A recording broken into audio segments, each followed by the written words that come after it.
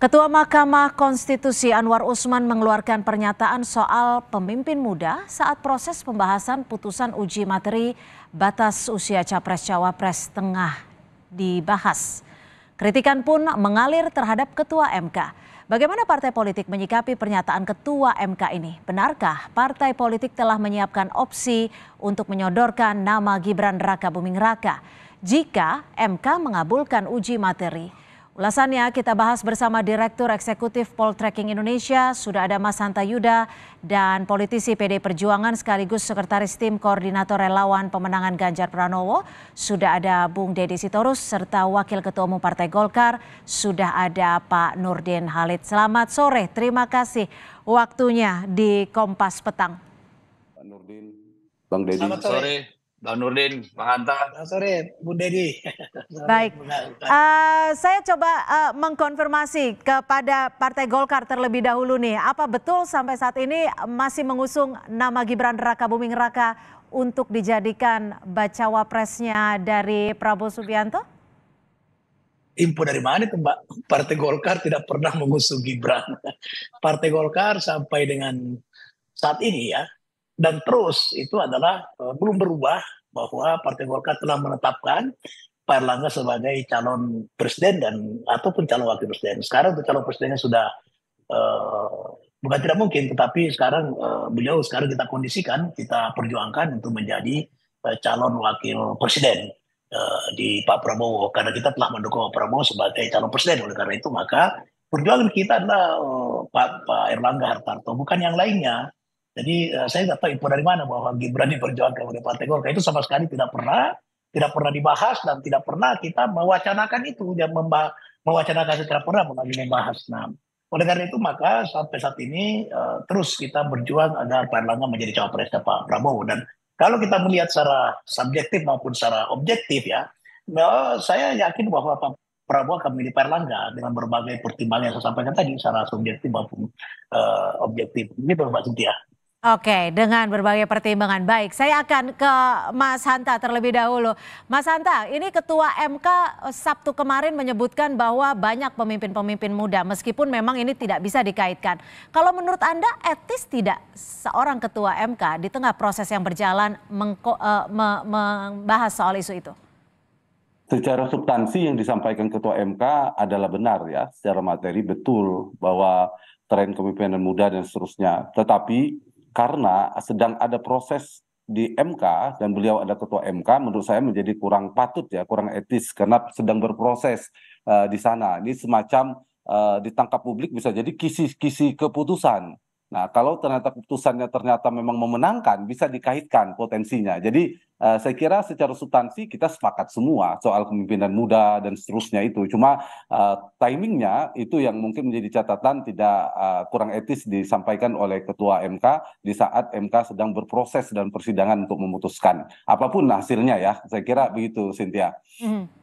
Tapi kalau dari bacaan komunikasi politik bagaimana? Apakah ini juga memang bisa dikatakan sebagai kode-kode atau mungkin penggiringan opini? Iya, saya kira makanya tadi apapun keputusannya, kalau kemudian itu nanti ada kaitannya akan dikaitkan oleh publik. Bisa jadi mungkin seluruh MK 9 itu independen masing-masing, kan keputusannya tidak hanya di satu orang. MK itu 9 orang, meskipun suara kekuatan ketua itu sama dengan yang lain. Jadi apapun ya sama dari setiap hakim konstitusi itu. Cuma memang seperti saya katakan tadi momentumnya yang tidak tepat karena sedang dalam proses MK sedang berproses gitu. Oke, kalau dari PDI Perjuangan sendiri bagaimana Bung Deddy menanggapi soal pernyataan Ketua MK ini? Saya kira saya tidak berbeda pendapat dengan Bung Hanta ya. Karena MK belum mengeluarkan putusan, sementara Ketua MK, saya tidak melihat urgensinya kemudian bicara tentang hal yang sedang terkait dengan gugatan yang sedang ditangani oleh MK. Seharusnya kan beliau menahan diri, nanti berkomentar silakan di belakang setelah putusan diambil. Karena walaupun belum tentu nanti ada kaitannya, tidak bisa dihindari dari sejak beliau bicara sampai nanti ada putusan, orang akan berspekulasi gitu. Jadi saya kira saya tidak melihat manfaatnya beliau harus bicara, tidak ada yang memaksa beliau bicara gitu loh. Oke. Nanti kalau arahnya ke sana, ya dibilang sudah ada prakondisi. Kalau tidak, nanti dibilang seperti Denny Indrayana. Ini kan menurut kami seharusnya beliau menahan diri lah, tidak usah membicarakan hal yang apa namanya masalah hukum atau katakanlah judicial review yang masih berada di dalam tangan mereka gitu. Betul, apalagi menurut Anda ini prosesnya juga masih berlangsung seperti itu ya, Bung Deddy ya? Betul, Tetapi dan kalau ada kalau nanti keputusannya MK adalah mengubah aturan batas usia menjadi 35 tahun, apakah PDI Perjuangan akan mengusung Gibran? kalau itu lain soal ya, jangan dikait-kaitkan. Yang pertama soal apakah nanti diputus 35 tahun kita belum tahu. Ya, itu yang pertama. Yang kedua, apakah mengusung Gibran? Saya pastikan 100% PD Perjuangan tidak akan seserakah itu, Mbak. Ya, kita sudah punya calon presiden, lalu kita ambil lagi kader kita jadi wakil presiden. Saya kira PDI Perjuangan tidak punya sejarah serakah gitu ya. Kita di kabinet aja menteri cuma 4 kok dari zaman Bu Mega sampai 2 periode Pak Jokowi. Sekarang mau ngambil Gibran lagi jadi wakil yang dia adalah kader PDI. Nah, itu saya kira keterlaluan gitu. Jadi minim kemungkinan seperti itu. Saya pastikan hampir tidak ada kemungkinan lah, nggak usah hampir, tidak mungkin gitu Pak. Tidak ada kemungkinan. Baik, saya akan ke Pak Nurdin. Pak Nurdin, jika MK memutuskan ada 35 tahun untuk capres cawapres, apakah Golkar akan mengubah perspektifnya atau tetap?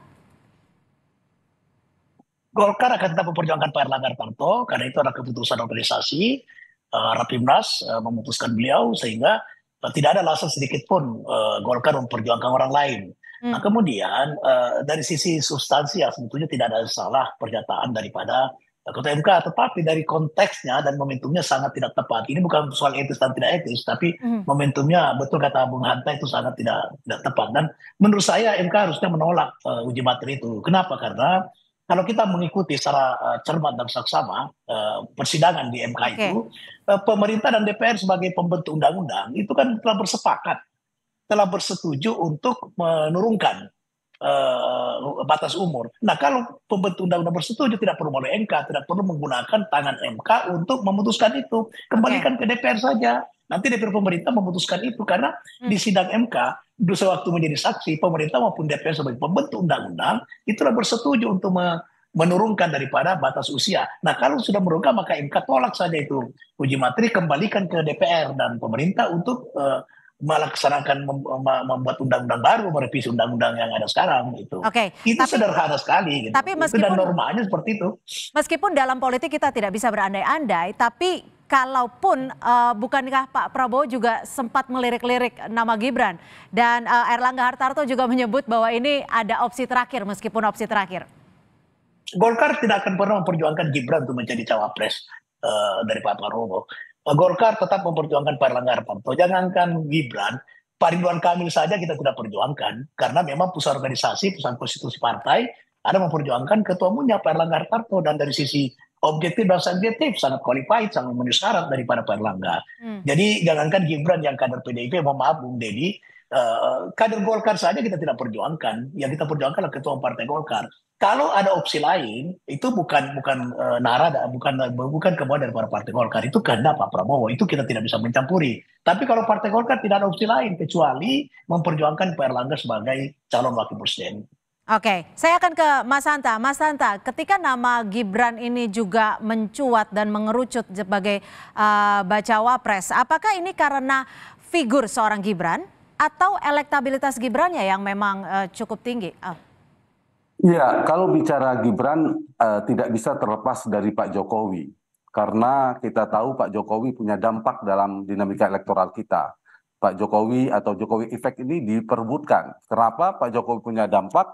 karena approval ratingnya, tingkat kepuasan cukup tinggi. Beda ceritanya kalau Pak Jokowi dengan kepuasannya 50 atau 60%. Yang kedua, Pak Jokowi memiliki mesin politik non partai, ada relawan dan lain sebagainya. Dan yang ketiga, Pak Jokowi ada panglima tertinggi, presiden yang sedang menjabat, yang mengendalikan fitur-fitur kekuasaan, jejaring kekuasaan ketika Pilpres berlangsung. Nah, karena itu siapapun yang akan berkompetisi pasti memerlukan berebut efek Jokowi. Dan yang terasosiasi kuat, brand association yang kuat sekarang ini adalah Mas Gibran satu-satunya. Itu satu yang membuat Gibran menjadi seksi. Yang kedua, saya ingin jawab pertanyaan Cynthia soal elektoral tadi, tapi sebelum bicara elektoral, eleksi ada kandidasi.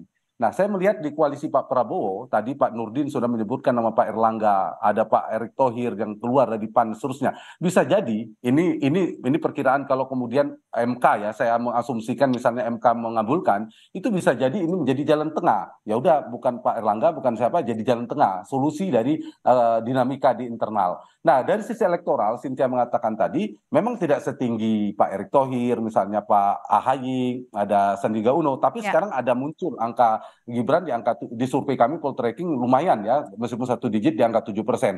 Dia punya potensi elektabilitas lumayan, sama dengan beberapa nama yang sudah muncul belakangan lebih awal. Yang kedua, dia punya basis kuat di Jawa Tengah, yang itu adalah basisnya Mas Ganjar. Nah, kalau Pak Prabowo menjadi kompetitor utama Mas Ganjar, menjadi penting untuk melirik Gibran. Yang ketiga terakhir, Mas Gibran ini punya basis di pemilih muda yang juga diperlukan untuk menambal atau melengkapi Pak Prabowo. Jadi yang paling butuh Gibran dari sisi ini adalah Pak Prabowo memang secara elektoral ya. Kalau dari sisi Mas Ganjar seperti Bang Deddy katakan tadi, saya kira agak sulit karena PD Perjuangan sudah mengambil posisi capres gitu, Cynthia. Jadi secara elektoral punya potensi, tidak bisa dipungkiri, kita mengatakan punya potensi meskipun punya komplikasi politik juga kalau maju. Baik. Saya akan ke Bung Deddy. Bung Deddy, bagaimana Anda melihat parpol lain yang mengincar Gibran?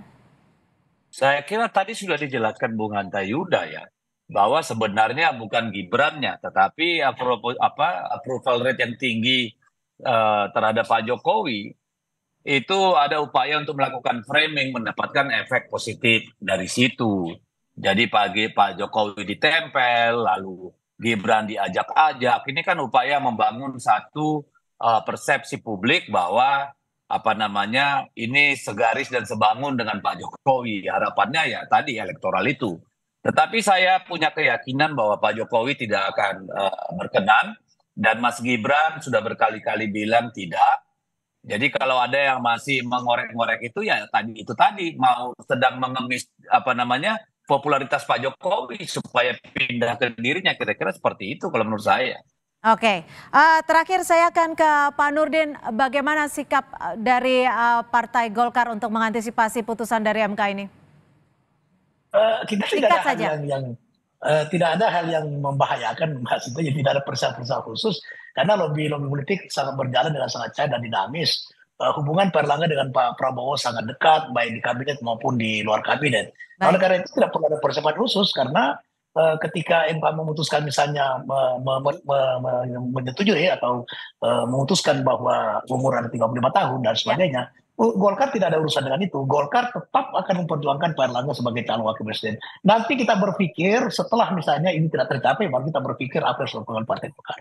Baik, terima kasih untuk narasumber kami pada sore hari ini dari politisi PDI Perjuangan, Bung Deddy Sitorus, dan juga Wakil Ketua Umum Partai Golkar, Pak Nurdin Halid, dan juga Direktur Eksekutif Poltreking, Mas Hanta Yuda. Terima kasih, sudah bergabung bersama kami. Terima kasih, Bu Deddy. Terima kasih.